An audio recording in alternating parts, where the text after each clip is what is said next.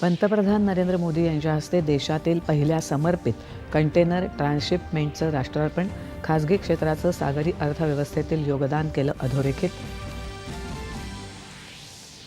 पंतप्रधान नरेंद्र मोदी यांच्या हस्ते आज आंध्र प्रदेशात अमरावती इथे 58,000 कोटी रुपयांच्या विविध विकास कामांची पायाभरणी आणि लोकार्पण.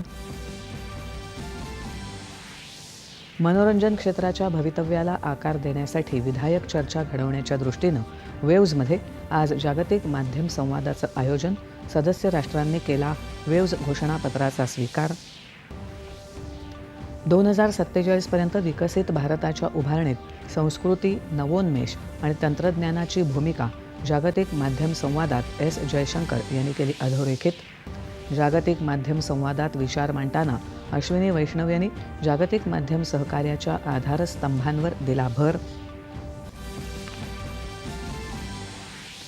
वेव्हजमध्ये मुख्यमंत्र्यांच्या उपस्थितीत राज्य शासनाचे विविध कंपन्यांशी 8,000 कोटी रुपयांचे सामंजस्य करार.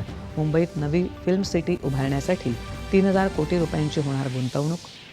परदेशी विद्यापीठांचं कॅम्पस असलेली देशातली पहिली एज्यू सिटी नवी मुंबईत उभारली जाणार. 2 विद्यापीठांशी महत्त्वाचे करार झाल्याची मुख्यमंत्र्यांची माहिती. नॅशनल हेराल्ड प्रकरणी दिल्लीच्या न्यायालयाची सोनिया आणि राहुल गांधी यांच्यासह काँग्रेस नेत्यांना नोटीस. पुढची सुनावणी 8 मे रोजी. आणि विदर्भ आणि मराठवाड्यात आज आणि उद्या पावसाची शक्यता. 5 जिल्ह्यांना पावसाचा ऑरेंज अलर्ट जारी.